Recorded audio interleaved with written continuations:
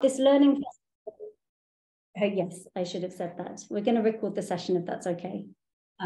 So I hope that's okay. Please put a note in the chat or reach out to David Winter among the participants if you have any issues with that. But otherwise, we're going to record it so that others can look at it afterwards. I can see we've still got people joining us, so I feel like I should repeat a little bit the intro, but I was just outlining the purpose of this session. We've got an hour and a half together, and it's part of the Ringo Learning Festival, which is happening all this week, well, until tomorrow, actually, at finale tomorrow on Thursday. And this is a coming together of the learning that we've managed to glean so far through this year-and-a-half process, the Systems Change Social Lab. And we want to share some of the emerging lessons and ideas from that process with you. But we also want to make this an interactive session, you'll be pleased to hear. And we want to draw on your experience and ideas as well. So we have a couple of fantastic guests who are going to get us thinking. And then we really want to do some work together to just collate and share ideas within this community that's joined this call. So hopefully that should be fun. We're going to get you active and creative. So before we get into that, I just want to flag that we're very lucky to have simultaneous translation available on this call. So we have Pauline and Palwi, who will be translating French to English and back again. And we have Sandra and another colleague who, sorry, I've missed your name, interpreting into Spanish and English. So I would just ask everybody to be quite clear and sort of slow or sort of a good pace in the way that they speak. I will try and remind us as we go forward to do that so that the interpreters can do their work. So thank you. Yeah, let's get stuck in. So a couple of introductions before we get stuck into the content. So Tijani Hamza is joining us today from Oxfam, Ghana. So Tijani is the country director for Oxfam in Ghana and was previously with IBIS and has played a role as a country director for many years, actually. So we're really looking forward to hearing from Tijani, his perspectives on INGO accountability and measurement, because that will, really bring a very important perspective to the conversation. So Tijani, I don't know if you want to wave, say hello, then people can see who you are. Good afternoon. Hello. Nice seeing you all join. Thank you. Thanks so much for joining us. And we're also lucky to have Elisa Lopez joining us from Accountable Now. Elisa is the program manager for the global standard for CSO accountability. So this is her bread and butter. Every day she's thinking about accountability and how to transform and improve it within civil society. So Elisa, thank you for joining us. Do you want to do a wave and a shout out? A pleasure to be here. Thank you for having me. Great. So what we're going to do in a minute is I'm going to basically have a chat with Tijani and Elisa and draw out their ideas to put into the mix on accountability and measurement. But before that, we wanted to just get your download first. So in the chat, colleagues are going to share a link to a Mentimeter. And what we'd love you to do is put words into that Mentimeter that come to mind when you think about accountability in the INGO sector. So what comes to mind? What made you turn up today? What are the thoughts that you have? What are the single words off the top of your head when you think about accountability in the INGO sector? Feel free, take a minute, quiet, just jot those ideas down, pop it into the Mentimeter. You should be able to click on the link and go straight through. Thank you for sharing that. So I'm just going to be quiet for a second while you do that, and then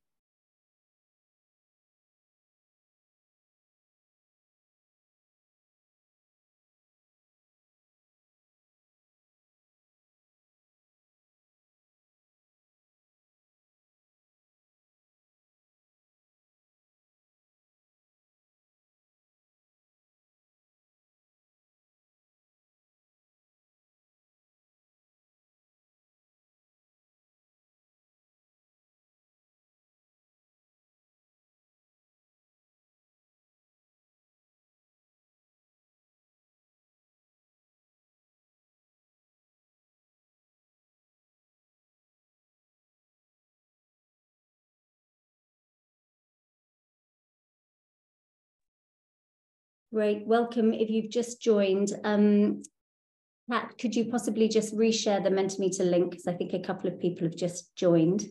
Thanks everyone for putting in your thoughts. So we are jotting down, for those who've just joined us, we're putting down into a Mentimeter the words that come to mind when we think about accountability in the INGO sector.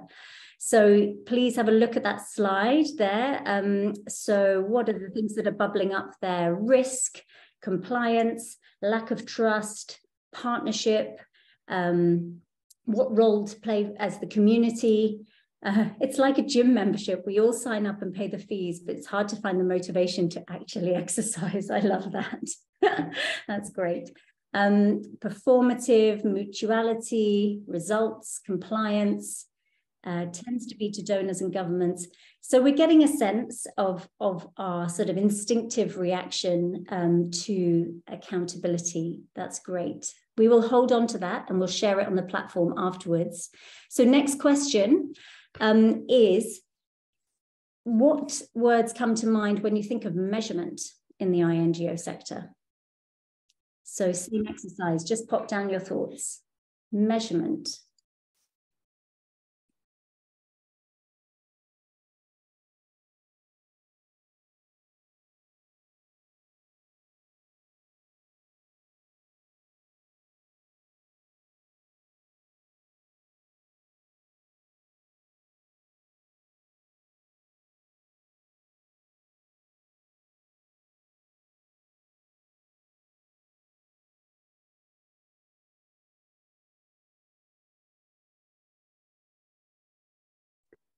Nothing seems to be coming up on the slide yet. Is it working? So this is... I don't know why. I'm refreshing, so I can't, okay. I don't know why, sorry. Okay, don't worry. Well, if people can just carry on jotting down their thoughts, you can always come back to it. Great. Well, listen, I think that's good enough for a kickoff. It's just to get you thinking. It's to get you looking and seeing what others are coming up with. What's our sort of instinctive reaction to those words, to accountability and measurement. So as I said just now, I'm going to chat to Tijani and Elisa in a moment and draw out their ideas and thinking on this topic. But before doing that, I wanted to actually share a few reflections from the RINGO project itself. So there are a number of people on this call who are participants, members, and organisers of the RINGO process. So I see you all, and I may call on you. I see Chibwe giggling already. So yeah, I see this as a collective job, but I just wanted to share some reflections from RINGO, which are emerging to get us thinking. So I don't know how much you know the RINGO process, but we've gone through a process of sort of identification of problems, areas of stuckness, we called them. And you know, we did a big sort of mapping and landscaping, if you like, of the system of the INGO and the issues that we saw as stuck around that system. So we did a sort of detailed process of analysis, of learning and reflection together. And then from that, we identified areas of possibility where we might like to really do some exploration and experimentation. And that led us to a place where un lugar en donde podemos identificar los diferentes riesgos. For the last 6 months or so is in those individual prototypes, playing around with those experiments, if you like, and trying things out and trying to do real-time learning from those. So I just wanted to share with you some highlights from our analysis of stuckness, which are relevant to this conversation. So impact measurement came out across the board. When we did a sort of broad sketch of the INGO system and what we saw as stuck, impact measurement came out as a really big priority, which won't surprise those of you who are on this call who I'm sure are sort of aware of its importance and how it can be a real sort of driver of behavior. It sort of hardwires incentives into the system that we work in. So it came out across the board, but a few thoughts in terms of what was stuck. So how impact is defined in the system was seen as a real area of stuckness, that often our understanding of accountability and measurement has really come from Northern/Western outcomes models, indicators, theories of change. We all know the terminology. And that these often don't fit with the lived realities of communities, of those who are in struggle, of those who are in civil society. Often there is a sort of drive as well in what is measured for growth in INGOs in particular. And that again comes back to sort of what are the incentives? What are we trying to see here? So a driver for growth was seen as an area of stuckness. And then of course, surprise, surprise, donors and their role in driving existing models of measurement and accountability were seen as absolutely key. And this is a theme that is across the RINGO Lab. So, you know, drivers for efficiency, for risk management, for really sort of maybe oversimplifying the transactional relationship of impact and change in civil society was seen as part of the donor architecture, if you like. So those are the negatives. Those are a few highlights of the stuckness. In terms of areas of possibility, this was where we as RINGO wanted to identify things that might be redefined through our RINGO process, things that we might really want to try and redesign, and things that we wanted to see really taken away, removed. So in terms of redefining, we thought that, you know, constructing new KPIs for INGOs that actually hold INGOs to account by local and national civil society is really, really important. And I'm hoping that we're getting to some of those ideas today. Redesigning success, you know, and taking away this sort of propeller towards scale and spend levels as a sort of indicator of success, to question those, to reframe those. And redesigning funding models is also connected, very connected with how impact and accountability are seen. And redesigning how impact measurement is done, thinking of ways that communities can be included in that civil society groups that are supported by NGOs or that are in the INGO sort of broader system. So really thinking about ways that they can be involved in the accountability mechanisms, that it becomes mutually accountable. And then removing and reducing, or maybe removing completely, certain reporting requirements, things that were seen as really, really unhelpful, and removing the focus on quick results as well. So that was from the analysis process in the RINGO Lab. And then we got into prototyping. So many of you will be very familiar with the range of prototypes that we're playing with at the moment, that we're experimenting with, but a few that are particularly relevant to the conversation that we are going to have now. The Pledge for Change, which again many of you will know well, is a sort of initiative that is really trying to look at Southern-led accountability mechanisms, really thinking about how INGOs can be properly accountable to their partners, and how power imbalances can be redressed. The alternative solidarity model that we are taking forward is really questioning what accountability and impact might look like in a very different model of connecting across civil society from national, local to global. Risk sharing and compliance, we're trying to rethink sort of what they might look like, and there was a session on that earlier in the week. The call for brave conversations in risk spaces, and really thinking about trust-based negotiation has been one of the insights there. And then the participatory grant-making prototype and decolonizing advisory service prototype both have really strong and clear emerging challenges and ideas around this space of accountability and measurement. So I think there's lots of potential there bubbling along, and a lot of it is nascent and hasn't been drawn out and fully articulated as learning as such, because that's the purpose of this week. But I just wanted to sort of flag where I see that bubbling practice coming out of the RINGO prototypes before we get into the conversations. So that was just as a starter for 10, really.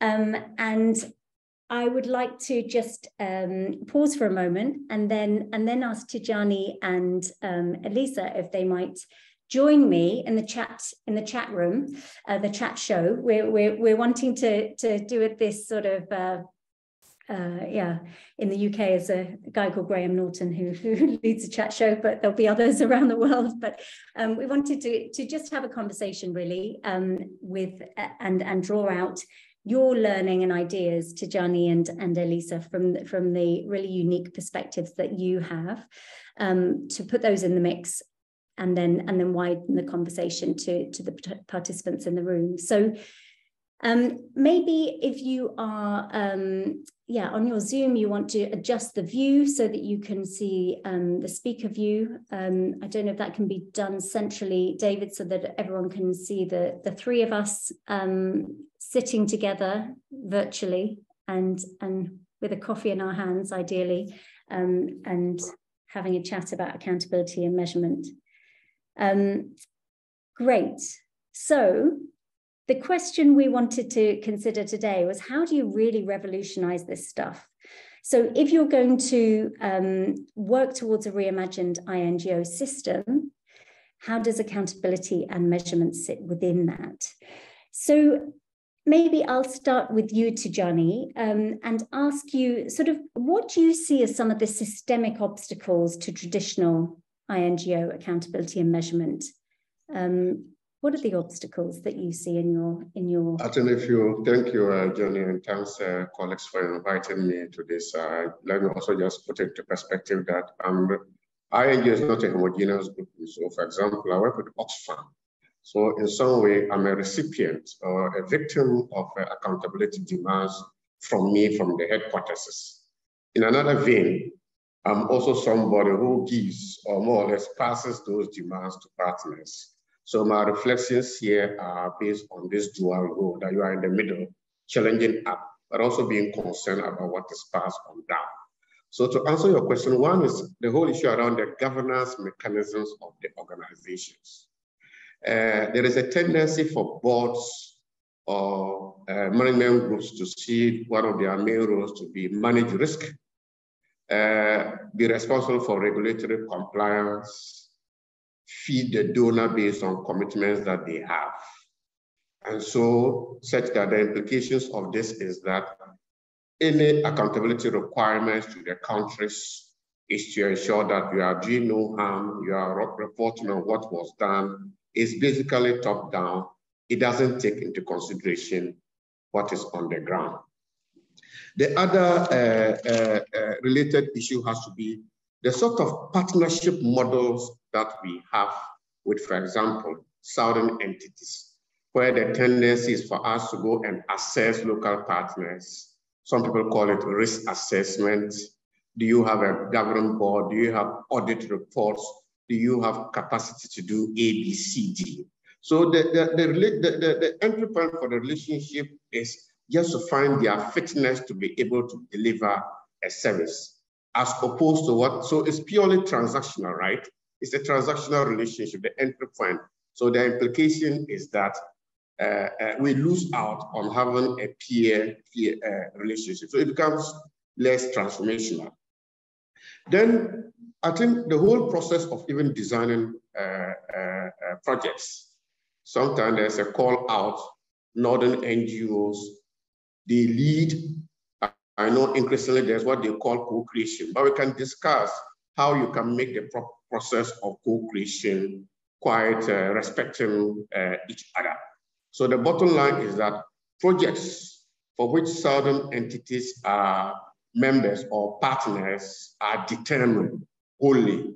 Commitment on what to report on wholly is based on the fact that whoever led in the design, you understand me, more or less calls the shot.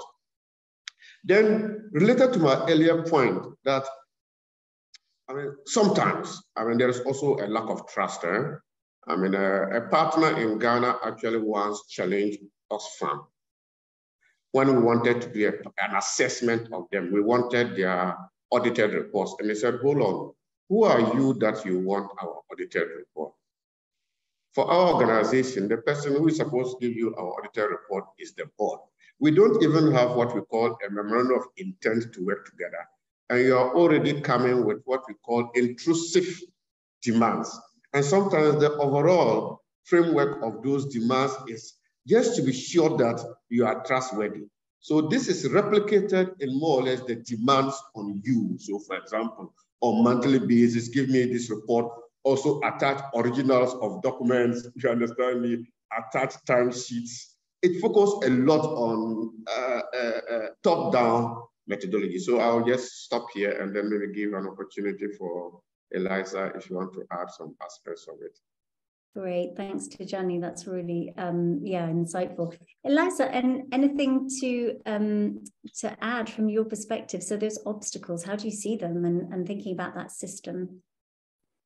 Yeah, so thank you for having me as well. Yeah, I totally agree with your recap, Jenny, and where Tijani was saying on what are the actual incentives for us to be accountable, right?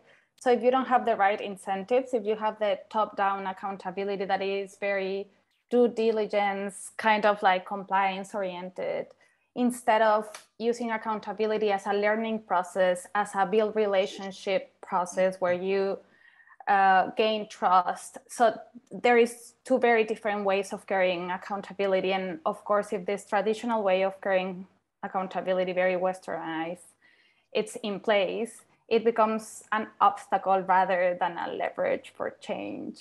So I would say that as a first point. And then that also it kind of trickles down other behaviors like not recognizing different powers and not being sitting at a table at the same level, because of course, if you're already saying, I don't trust you, how can you're gonna have like this partnership that Tijani was saying that of course it's not a partnership. Of course, we're not co-creating. If you don't enable the environment for co-creation, then you're consulting, maybe using the information, maybe not, according to how you practice power.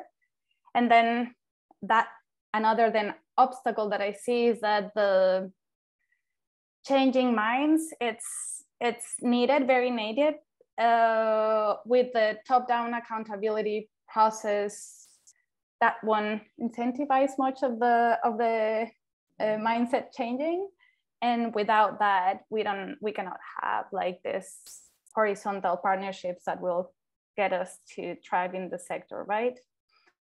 And lastly, I'm just gonna say one more thing, or maybe two connected. The first one is connected to what I just said on this top-down instead of the learning, then the recognizing of failure as a way of learning, it's never gonna be there or never gonna be outspoken, because you have the fear of having repercussions instead of the benefit of learning from it and moving forward as a different kind of way of working, let's say. And then the last one would be accountability well done. And if we want to do like this dynamic way of accountability where it's not the traditional INGO working alone, but everybody working in an ecosystem, then you need resources and you need time and you need staff, and it's an investment to set the ground to then work in a different way. If you don't have that as a ground, then it's very difficult that transformation is sustainable and happens. And I'm just gonna pause there. Yeah, great. Thanks so much to you both. I'm just going to encourage everyone else on the call to jot your ideas in the chat.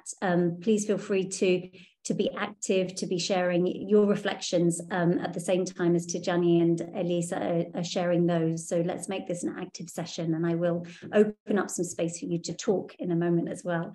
But in the meantime, so Tijani and Elisa, maybe starting with you, Elisa, this time, where do you see the signs of change, the signs of hope and the emerging really great practice? So, even if it's quite specific examples, feel free to share something specific or trends that you see bubbling up in the sector where you think things might actually revolutionize a little bit.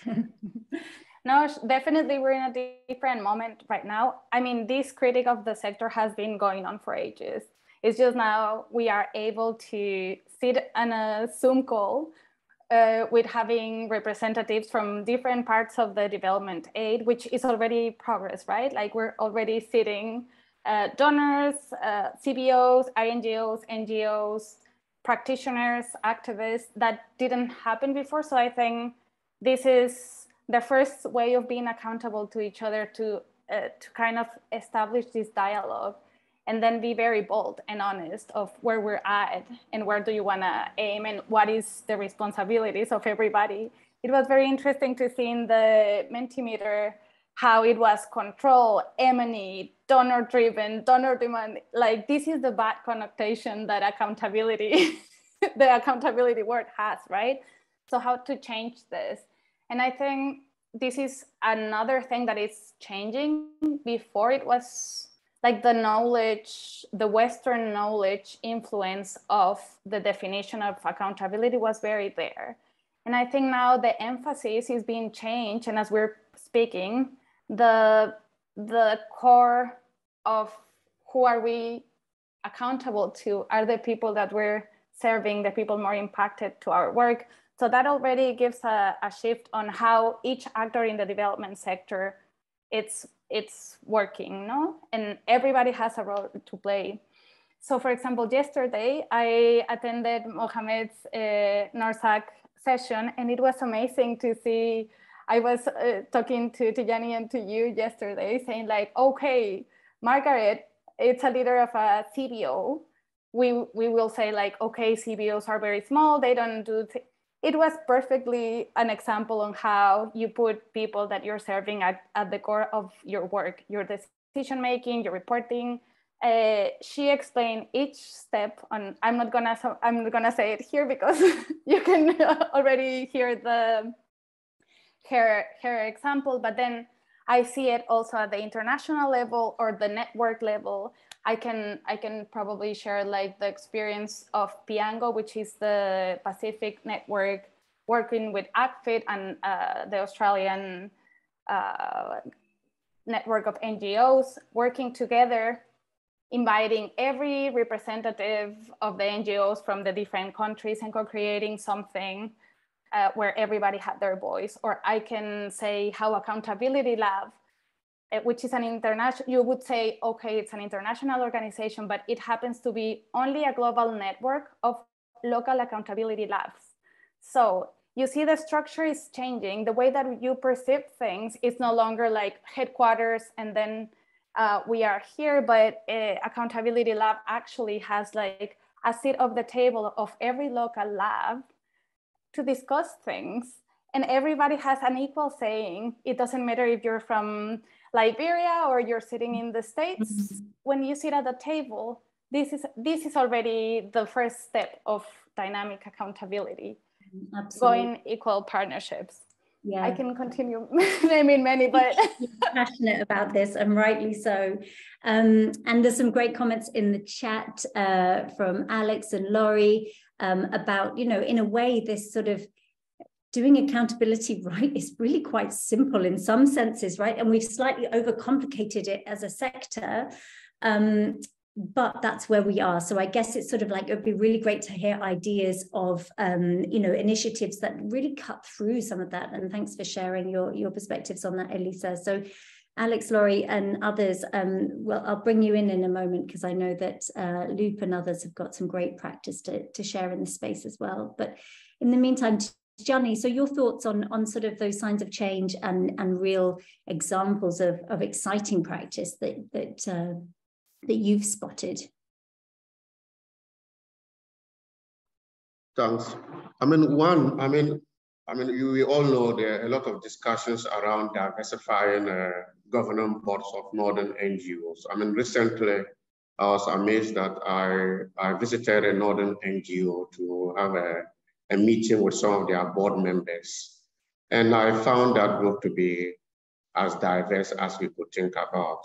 In the sense that they had some members from Africa, some members from Latin America, even some Africans who were based in the headquarter town. And I still see this as hope, especially that whole week that we were with the board members, and we did raise some challenges, including issues around accountability. Actually, some board members got inspired and they felt that the board should always have an opportunity to meet with countries so that they can maybe re-echo or in their normal business with that organization. So for me, that's a sign of hope. The other one is that we think, and that's also inherent to the point that we are raising, there is no what I call reciprocal accountability. It's more the top down. In our organization, we had an opportunity to challenge the organization that you are asking me to account for A, B, C, D. Meanwhile, your commitments to me through different systems and processes, you don't account for it, you understand me? So we challenged them and they actually invited us more or less to let them know the areas that we want them to be accountable for. And I see that to be promising, and we can talk about some interesting areas that we want to. For example, I mean, sometimes headquarter organizations want to know, for example, if in our countries we have safeguarding issues. I would also like to know from the headquarters whether you have safeguarding issues in your organization. What is the burn rate? What is your burn rate? You gave up for it. How long does it take you to recruit a replacement? So we should, there should be reciprocal accountability. Another lesson that I learned, and actually that, sometimes our challenge with accountability is that we can have the same partners on an annual basis, changing the template for which they use to report to us.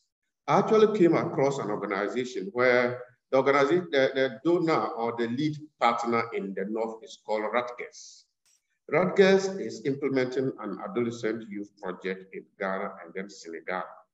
According to the stakeholders, the partners in the countries, it was through what we will call an agile co-creation process. But then when the project was approved, instead of the normal handing down of templates, I heard that this organization asked the lead partners in Ghana and in Senegal to share templates that they have.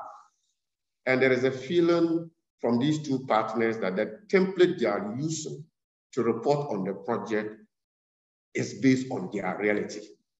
You understand? For me, this is a practice that we should always, rather than reinventing the wheel or perpetuating the top-down approach. Another interesting practice is we work with an Oxfam affiliate where they got like $5 million from a bilateral agency. So 2 weeks ago, they actually sent me what they call the M&E plan for the project.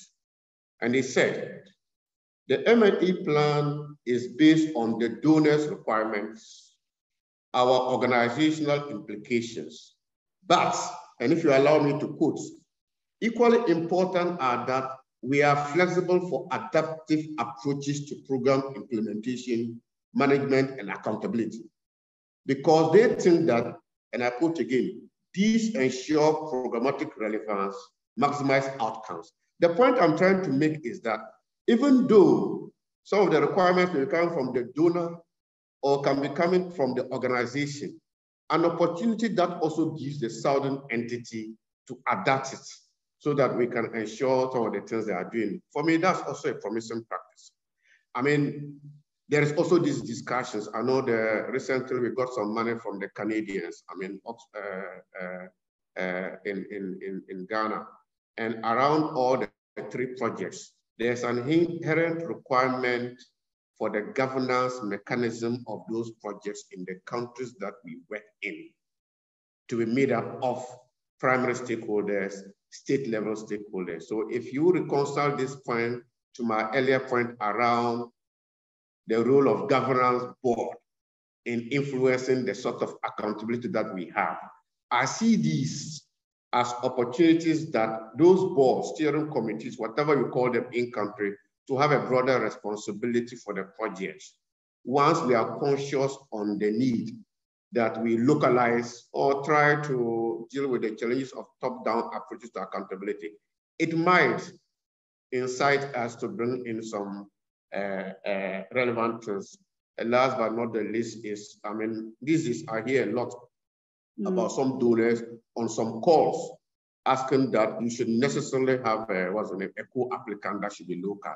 For me, that's something that we have to celebrate. A co-applicant being local is an opportunity. How do we drive the co-creation process to the extent that the end product, doesn't become cosmetic, that it doesn't include views of them. So those are what I call signs of hope. And last but not the least, I can see increasingly a lot of organizations in our international organizations signing up to shifting the power, pledge for change, a lot of interesting organizations, but also people. I'm a country director in Ghana. My colleagues in Ghana, we are all having those discussions. So if there is a commitment from the top to our level, then we commit to those processes. I think, why not? Thank you. Yeah, thank you both.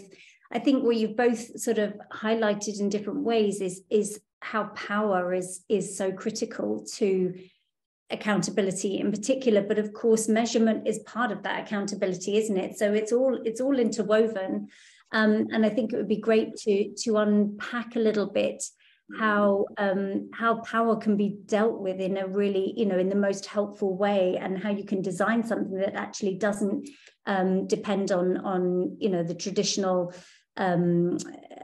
the traditional flows of power, and actively and proactively disrupts and gets that mutuality embedded into our expectations, as Tijani was saying.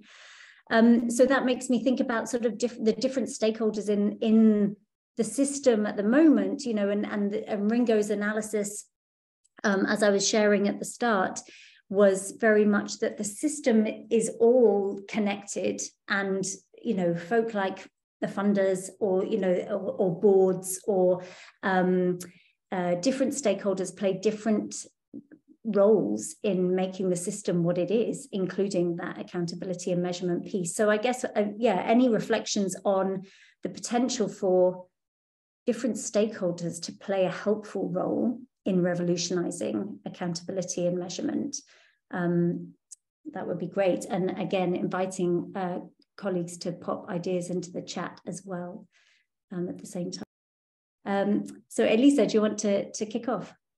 Sure. So this is very interesting, right? Because we all hold power. So very into what you say, Jenny, everybody has the either to use it or to let it go.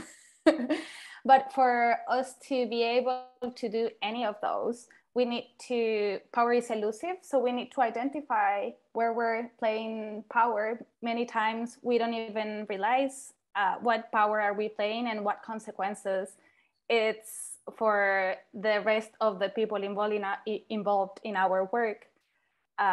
If we're not playing the right power, or if the power is not for us to actually be played, right? So I would say that this is one of the first steps to carry out the reflection of where you play power.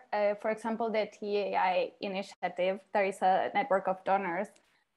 They're working in a tool, I think it's already released, and they're trying to identify the structural power that donors hold in actions. So advancements here and there, little by little, but there is one of the groups of actors that are already thinking about this. And then recognizing different powers as of now, and I've been seeing the chat, like the financial power is the only one that it's always guiding our actions, and the one that has this power is the one that dictates how we all play, instead of actually being aware that all these other powers that we hold might be even more important than otherwise the money won't do anything if all other powers are not also being used. So I would say this is another challenge that at the beginning you were asking, like the recognition of different powers and unlearn what we learn that is power. It's very difficult. So we need to constantly be asking ourselves and intentionally asking ourselves, what power am I playing? Is this my power to play? Is it my power to let go? I would say. Fantastic, thanks Elisa. Tijani. Yeah. So, I mean, as I do know, and sometimes I've challenged my colleagues, for example, in Oxfam, that if the only thing we bring to the table to partners in Ghana is money, then the organization might as well have given that money to a financial institution to hand over to the partners, and then they do the auditing. That sometimes resources comes. I do know that there is a requirement for us to account for the resources. That's fine. But I think that is just a means to an end. How do we focus on the end itself? So for example, focus on learning how you can have impact, how the intervention can be relevant for people.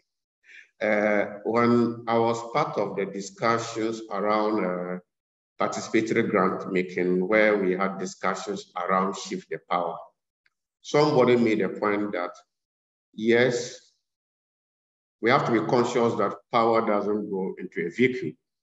You understand me?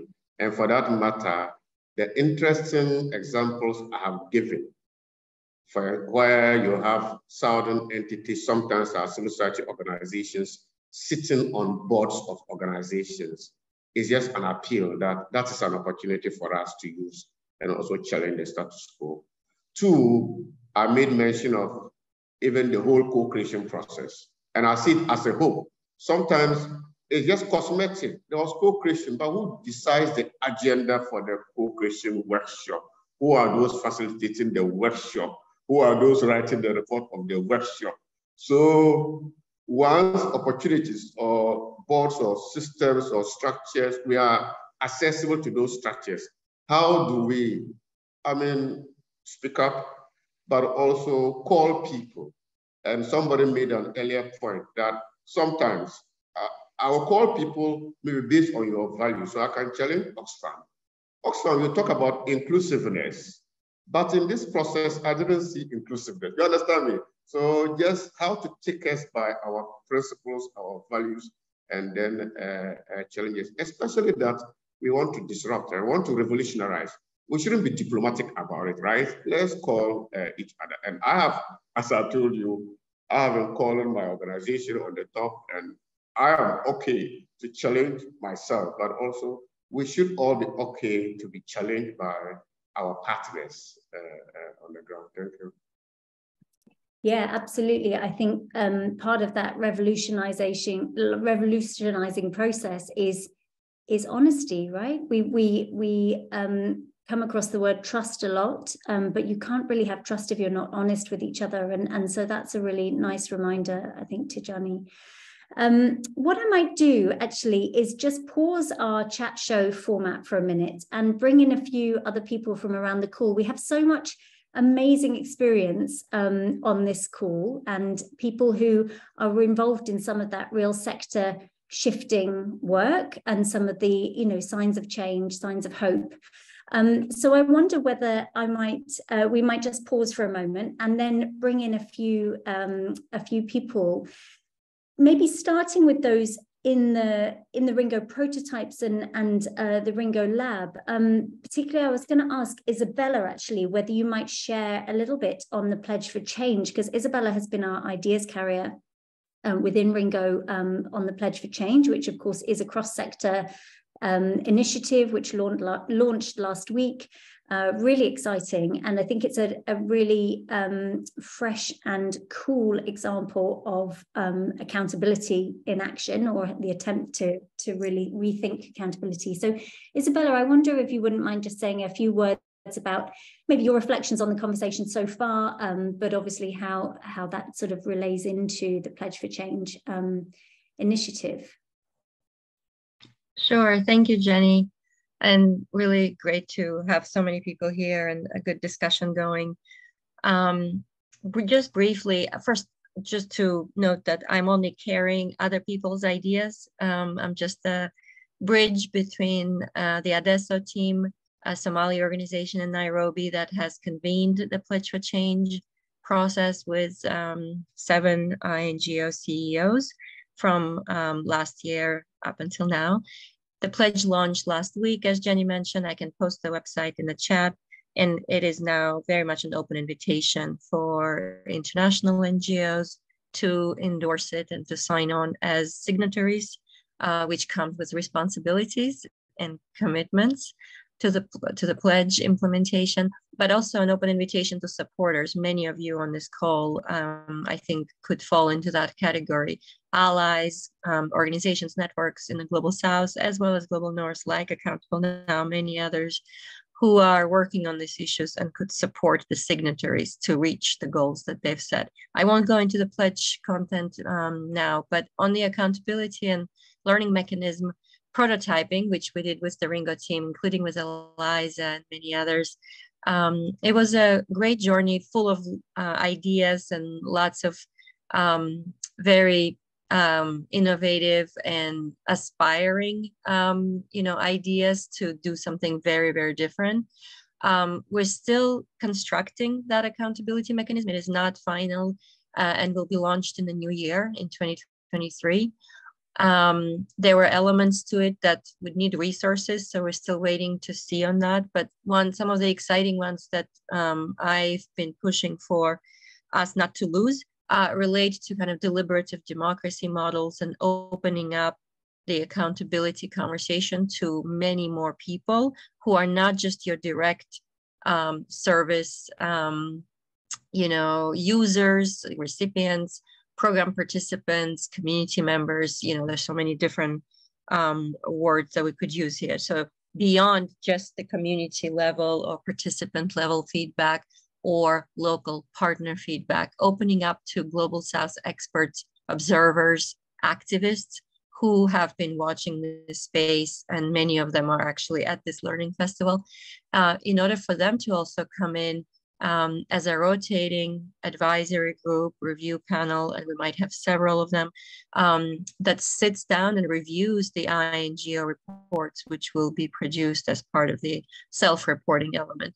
To give you an example, a set of pledges are concentrated on decolonizing the way fundraising, marketing, communication, images, and storytelling is done. Not an entirely new idea. Poverty porn has been an issue in the sector for decades.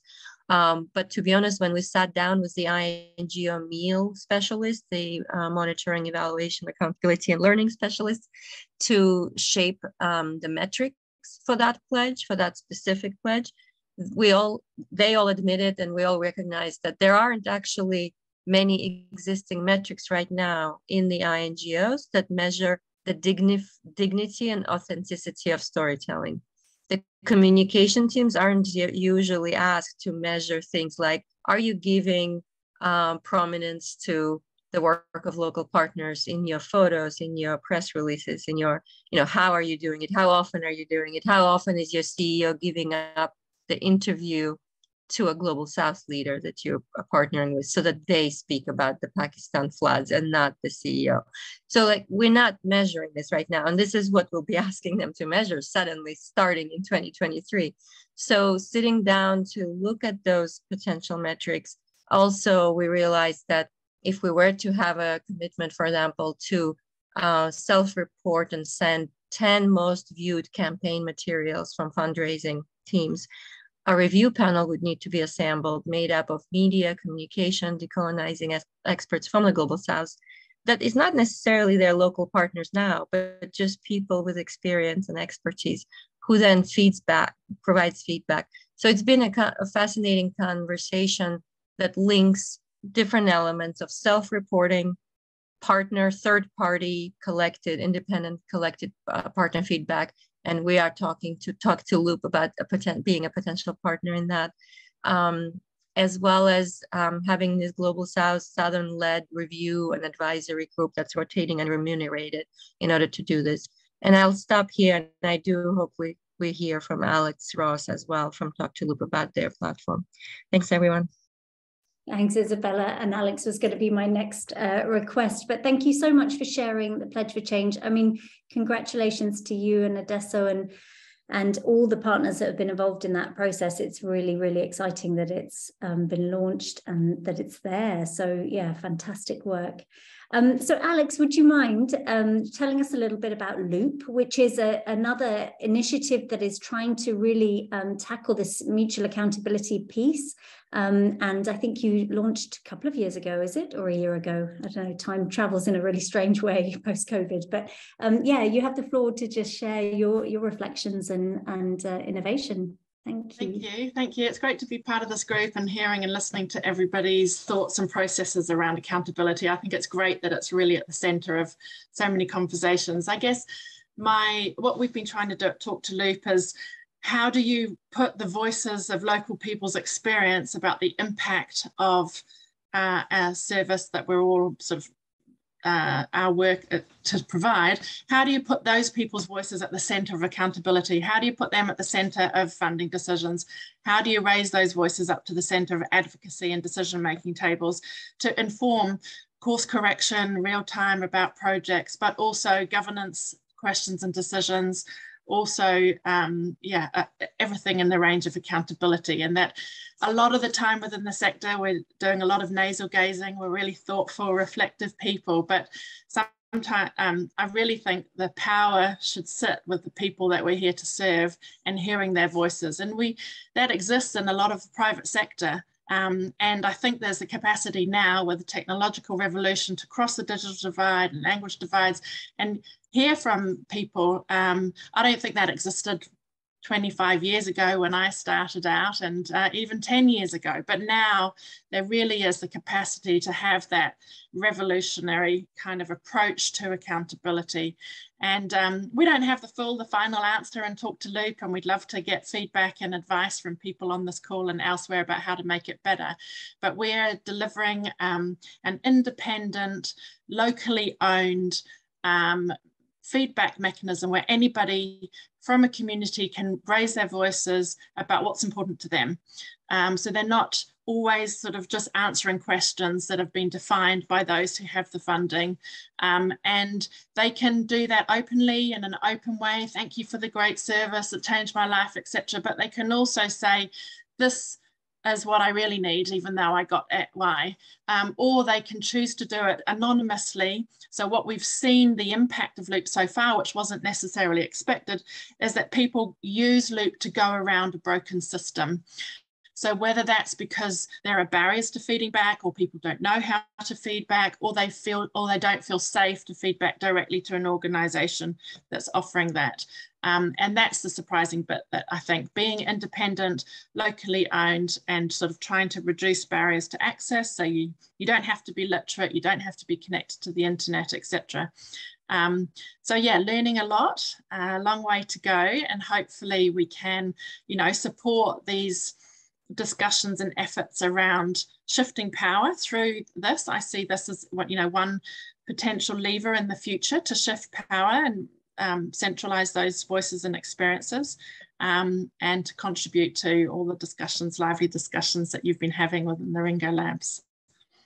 Thanks. I'll stick in the chat the link, but if anybody wants to reach out to talk about it further, and I've joined that Facebook group as well, so excited to be part of that. Thank you. Great. So thank you so much for sharing that. And please, everyone, do put links in the chat to your own organizations, other interesting work that you think is going on and is revolutionizing this space. Please do share. And the Facebook group that Alex just referenced there is a sort of community of practice that has bubbled up through the RINGO process. We thought at one point that we might have a prototype specifically on accountability and measurement, but actually that didn't turn out to be the case. But a number of people have come together and are really actively sharing resources, ideas, support to each other in the efforts to sort of transform monitoring, evaluation, and learning. And Anna, you're part of that initiative and has been a sort of driver of it. Is there anything additional you want to share on that with this space? Hi, thank you. No, that's pretty much it. As Jenny said, we came together, we share a lot around, there was 4 of us, Sadaf, Sarah, and Tamron. If you're on here, please jump in too. But just sharing what methods we're thinking about using, what could challenge the work that we've been using. and really, align with decolonizing and power shifting, and recognizing that a lot of ideas for this change should not be coming out of the global north or INGOs, but should really be coming from communities. And so who's been doing that work that we can kind of share out, which is what brought us to developing a very informal community of practice. Right now it's on Facebook, but we love to see it grow in whatever ways that it can. But just to kind of be able to share resources, methods, learnings, and also an opportunity to bring people together who are inside and outside of community organizations, INGOs, donors, and foundations, or other institutions too. So yeah, please join, and we'll see you there. Great, thanks, Anna. I'm going to open the floor now to a bit of plenary to and fro. There's been a great conversation bubbling along in the chat, some really good ideas and clear suggestions. Pam, you've been talking about KPIs and whether we might be able to persuade some donors to support a new initiative to get KPIs right. Elizabeth, you were sort of suggesting that we need to sort of avoid the powers sort of taking on new initiatives and making them a prescriptive framework. So those were two ideas that sort of caught my eye, and I really welcome either of you or others to just put your hand up and join in the conversation. Let's have a plenary space now for a little while. So any additional comments, thoughts, reactions to what's been discussed so far? Continuing that sharing good practice and signs of change, signs of hope idea. Feel free, just either take yourself off mute and shout out, or pop your hand up. Hey, Jenny. Hi. Hey. You have the floor. Thank you. Yeah, no, this wonderful, wonderful conversation. And I think I kept thinking about the KPI idea. I've lost the comment now, but initially when I read it, I tried to unpick it, and I was thinking, if we're talking about KPI, we're still in the same system. We're still in the same space. So what? I don't know. I just feel like we need to break the chain, and it's like, oh, we're waiting for the donors to support, or, I think that's where the reverse proposal, thinking has to come in. We have to flip it. Let's, instead of, we're talking about, I think it's not in this session, the previous session, we talked about turning the lens around, the camera around. That's what we need to do. So these questions are all being asked top down. Let's change the KPI. Let's do this. What's the question from bottom up? Even bottom up already is a power dynamic. So it's like every time you take a step, it's like you're taking 10 steps backwards, you know what I mean? So I'm still, we're working on something. I've shared a link, and we'll talk about it in our session this afternoon in open, it's not completely designed, but it's a way. I think that's where my mind is with this conversation. We need to break out of the square peg and start thinking outside the box, not just talking about it, but actually taking actions that are brave, that are going to disrupt the system, and that's going to allow us at least to go and test what's out there and stop talking about it. So I don't know, I think that's where I'm floating right now. Like, we're still in the same system. Thank you, Jenny. Thanks, Chubwe. Do you want to just say a word or two more about the reverse call for proposals idea? Because I think that is relevant. I touched on it in my intro, but I think you've been involved in that group, haven't you? No, I was in resource flows, and then I went into risk and compliance. That's how we ended up with. Right. I understand the concept in a sense that we are, the community decides what they need support with, so funding is, the need for the funding is determined from the community, and then it comes up the chain, and not the other way. I'm from Comic Relief, so, we do the deep dive. We did the deep dives, we did the research, you try to respond to a need in a country, in a sector. I was doing education, I was doing inclusive education. So there's a need, but the calls would come from us. So with the reverse proposals, we're saying let the community determine, but that will also require a structure that allows that communication, that information to come to the donors. So I don't really understand how that's going to work, but I'm encouraged because that's another way, that's another idea that's trying to disrupt the system. So that's my understanding. I hope I've represented it well. I'm sorry for I think you have, and it, you know, if you're going to do that well, you've got to flip everything, right? In terms of where demand comes from, in terms of how things are structured, in terms of what the accountability and measurement flows are. So I think it's a useful thought process. Thank you, Chibwe. Well, and then Elisa. Thank you very much. I think it's interesting conversation. I comment earlier speakers, and Chibi has just nailed it, right? But I just felt like adding something to the conversation, and that has to do with how we perceive accountability and why accountability has been one major principle that has kept us away from balancing power. And I think we need to redefine what accountability is. What are we accounting for? If we are fixated towards just accounting for money that we send, then our attitude will remain same. But if we begin to recognize that there are other things that we need to account, and that accountability should be seen to be of mutual interest to both North and South, then it can really push us towards redefining our relationship and disrupting power. Until that is done, we will continue to look at accounting for money received. And if accountability is limited to money, then we are all in trouble. For now, that is what it is. So if we have to make any significant change, then we should realize that there are resources down south that these organizations do not take into consideration.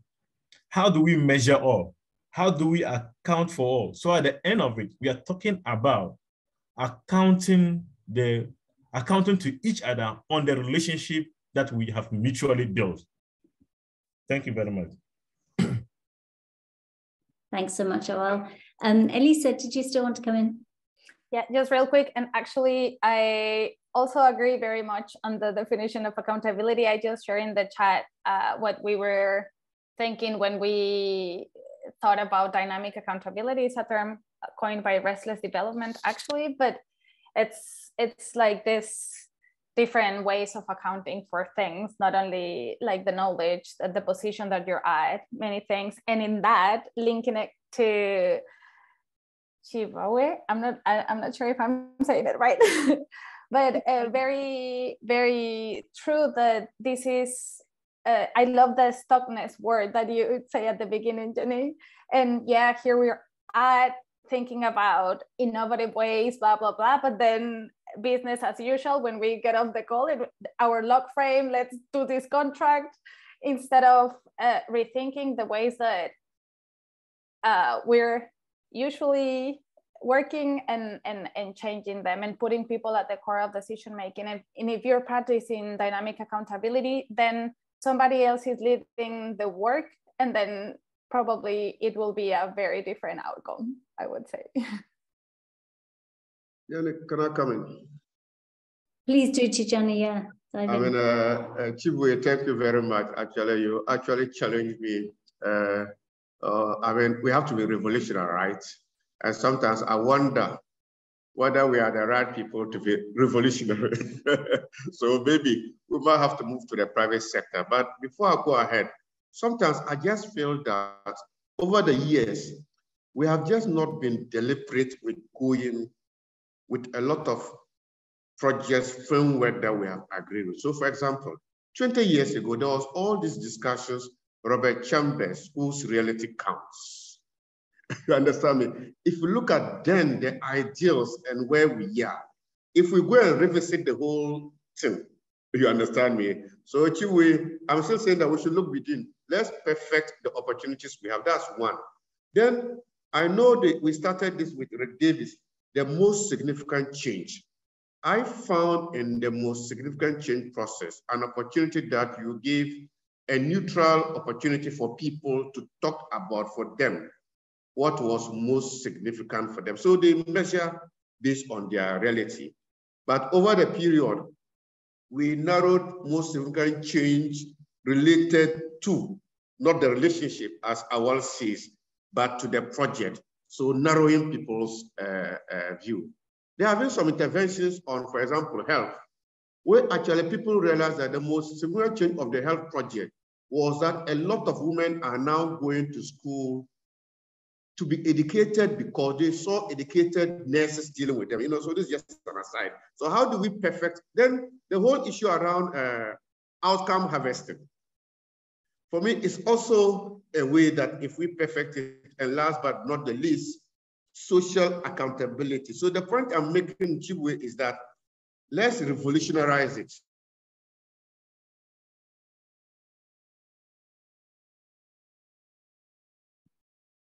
And perfect it to go with the ideals. You get my point, for which we are talking about. Thank you. We lost you for a little bit towards the end there, but I think that's a really great point. In a way, it's sort of coming back to the basics of some of the intentions of the processes that we already have might actually be more revolutionary than we think. So you flagged a couple there, but yeah, really going back to the basics of what those sorts of processes might be able to offer us in terms of them being truly mutual and truly sort of accountability focused. I'm going to encourage some of our Ringo colleagues who are on this call to share additional dimensions coming from Ringo's experience. So thanks to Chibwe and Awal who've already shared, but Charles, Osai, Alicia, Miriam, and others who I'm sure haven't spotted, any experiences or reflections from your journey in the Ringo project, any other insights that you think we have generated or are sort of becoming aware of through our Ringo process that you think would be helpful to bring in at this point? Sorry to put you on the spot. Maybe, Jenny, I could share something very quickly. Yeah, thank you. Sure. I think one of the things that we've been reflecting about when it comes to impact measurement is the journey versus the destination. Where should we put more value on? And this is important a lot for communities because as you're working with communities, they are on a journey and it is their journey. And therefore they should have the opportunity to determine and define what success looks like in terms of their own journey. And then they should have the opportunity to also determine whether, the ways in which they are going to measure that success. So the truth is, if you look at it critically, for them, it's not necessarily about performance, but it's really about growth, right? And it's also about moving towards a certain place, the evolution. Let me put it that way. That is what it's about. It's not necessarily about whether they are more efficient or effective, or you understand, like the hardcore KPI indicators that we are looking at. No, it's really about where we were, and this is where we want to go, and this is how we want to go there, and how we are getting there, and what we are learning along the way.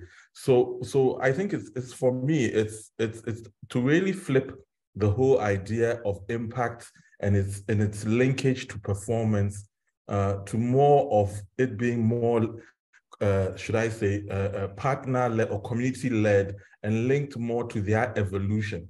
So to focus more on that relationship, and how they measure their evolution in that relationship. So that's one thing that's been coming. Another thing that's been coming out is that, there's storytelling and then there's storytelling.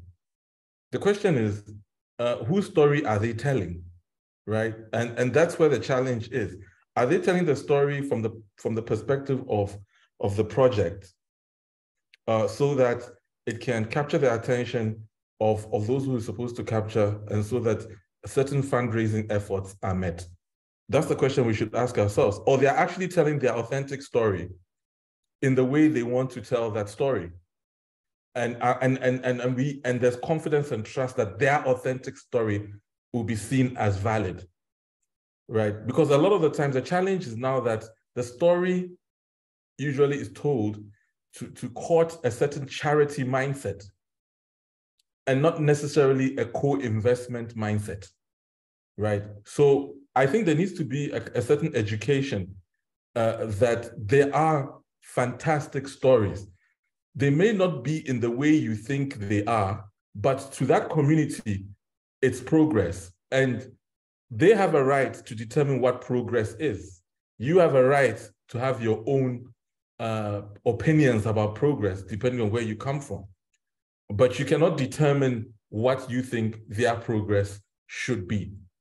So let them tell their own stories. And sometimes I've seen that when there's even that most significant change, it's done in such a way that, it forces communities not to be authentic. They're giving certain cues. You can't use this word. You present it this way. This whole idea of elevator pitch. I mean, the person has a story to tell. Let the person speak. You're telling the person that he should say it in 2 minutes. It's a problem. And I think we need to start changing some of these things. So that's my contribution. I love that, Charles, and lots of appreciation in the chat as well. And I might just add an additional thought to that myself, which is making the connection with who funds the work as well. So Chibwe, myself, and maybe others on the call have worked for Comic Relief. And, Comic Relief is a UK public-facing fundraising body. So the conversation that it has with the UK public about the work that it invests in is really, really important, both to the fundraising that it does, but also actually to the narrative around how development happens, how change happens, how social change happens in the UK as well, because they have that sort of profile. And I think it's just really important for us who are in this sort of creative, challenging and innovative space on accountability and measurement to think about the needs of the different stakeholders within our system, and think about how that storytelling, and really challenging and transforming that storytelling and the power behind it,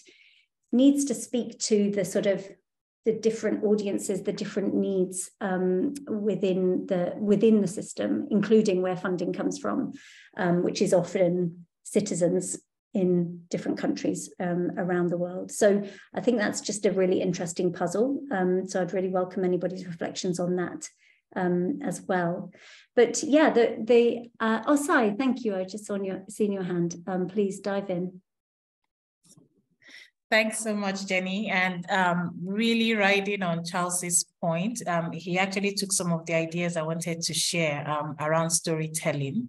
While the discussions were going on, I remember the situation when we had, as Amnesty International, we got some funding from the Swedish Postcode Lottery to do some work on Stop Torture. So we had to work with local community-based organizations, but also activists who are helping to get people out of jail and also documenting these stories. But in the process, as often happens, they go to the police stations to get someone out, and then they have to deal with other issues. The person hasn't eaten, he needs new sets of clothes.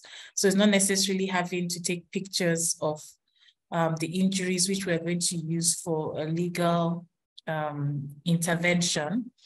And then how do you then report on this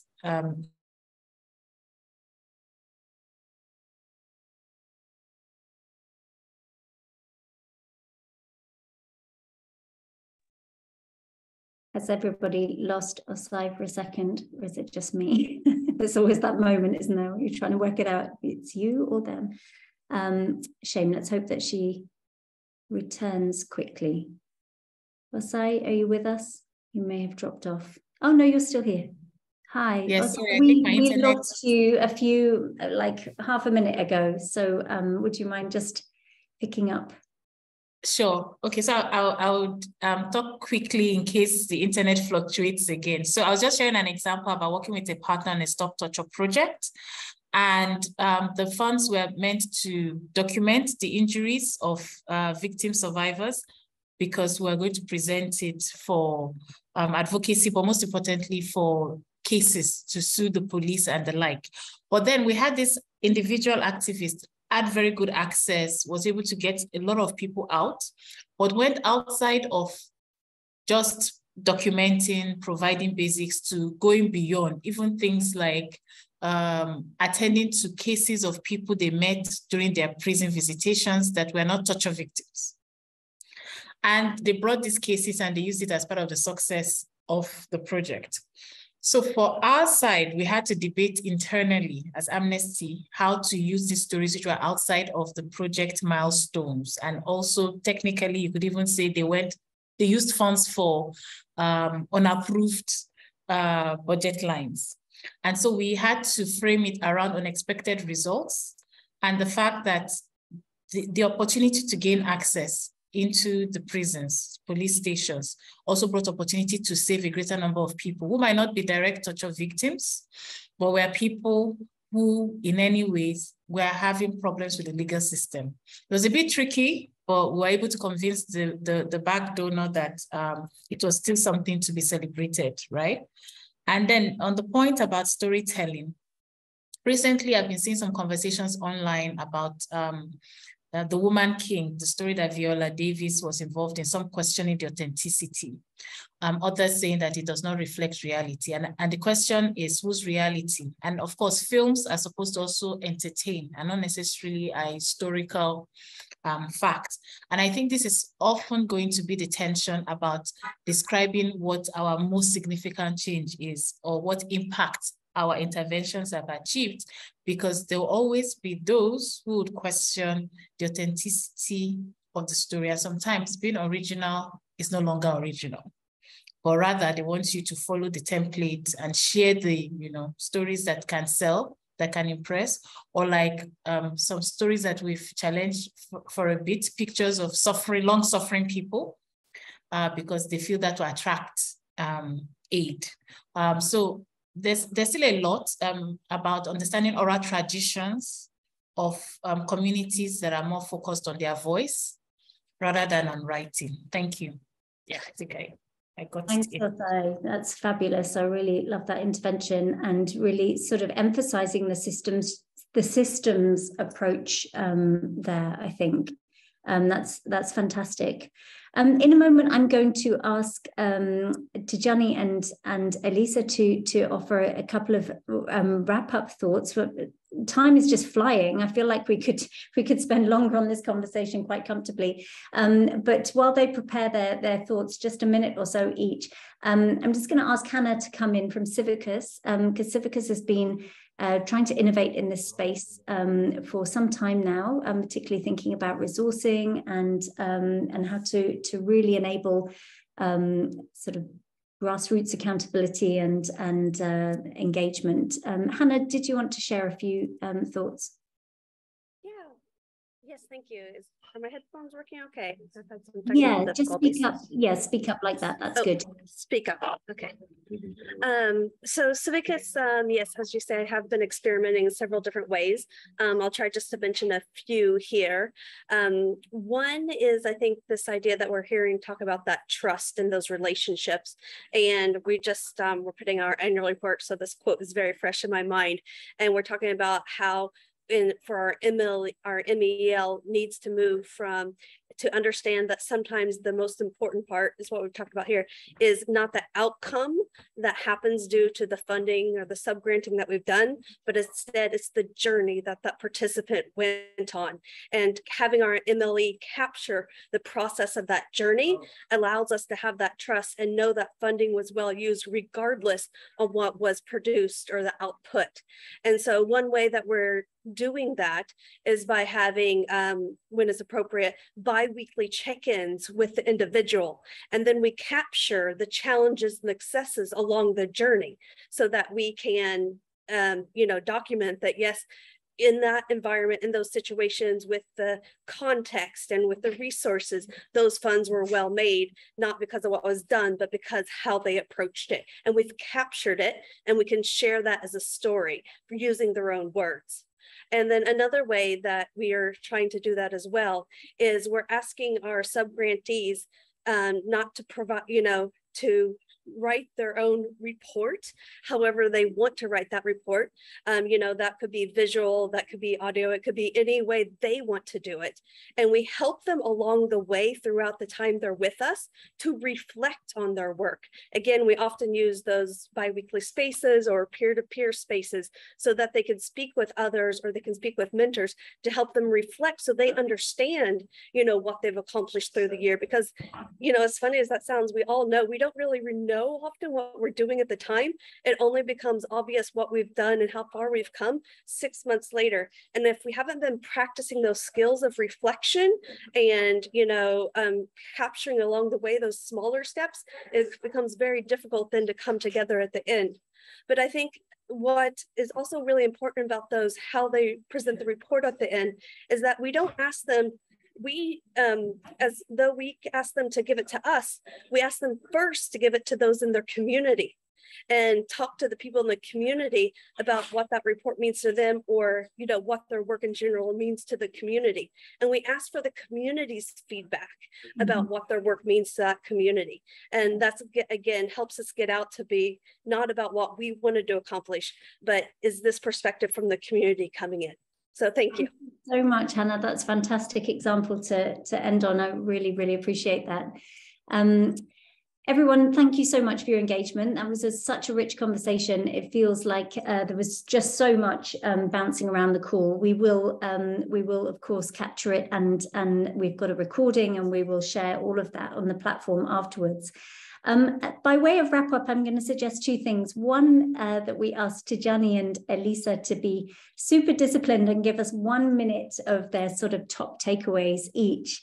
And as they're doing that, I would ask each of you to jot into the chat one great idea that you've taken from this session. So what's the one thing, one idea that you're going to take away about accountability and measurement? And if you can all do that, then we will have that as a record as well, and we can reflect that back to you following the session. So Tijani, 1 minute, this is your chat show challenge. Can you do it? 1 minute. One is to say that there shouldn't be a contradiction between accounting to the people we work with and accounting to the donor. Sometimes it's like a choice that you have to battle. It's not a battle. You can still account to the donor, but also account to the, what's the name, the people. It shouldn't be a polarity. The other point is that inherent in the discussions we are having is how to influence the aid architecture, which is not going to be easy. But you all will agree with the systemic barrier is also more or less who pays the piper causes the tune. So how do we use resources from discretionary and restricted to do some of the nice indicatorless indicatorless reporting, because there are those that are really relevant to the people on the ground. Thank you. Oh my goodness, that was so amazingly brilliant. Thank you. And to time, fantastic. Thanks to Tijani. Elisa, the challenge is yours. Okay, thank you. I think, as Hannah said, it's not about the report being the end goal, but about the journey. So a journey it is. Shift the Power is more than only changing decision-making or have accountability mechanisms within your organization. It's actually to look at these different elements of accountability, provide a space for everybody to exchange, and really encourage and foster this discussion, the dialogue culture that is not in our sector, and question our values, our funding, our governance structure, our procedures, and be really mindful on how we should change, putting people at the core of our work. Thanks so much, Elisa. That's fantastic. And thank you all for the ideas that are bubbling up in the chat. That's great. Please read them. Please just absorb them as you leave.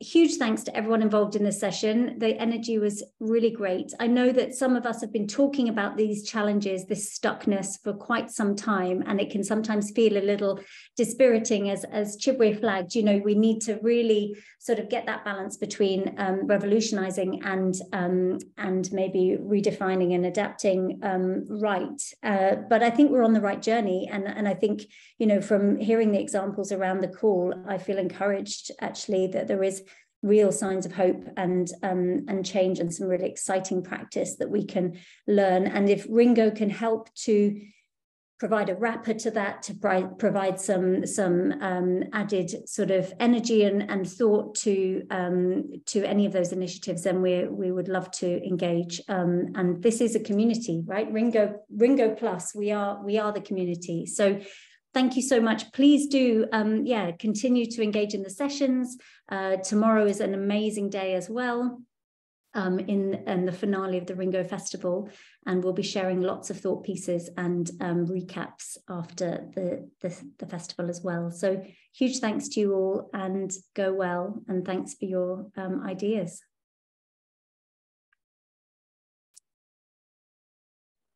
Thank you all. Bye. Take care. Bye-bye.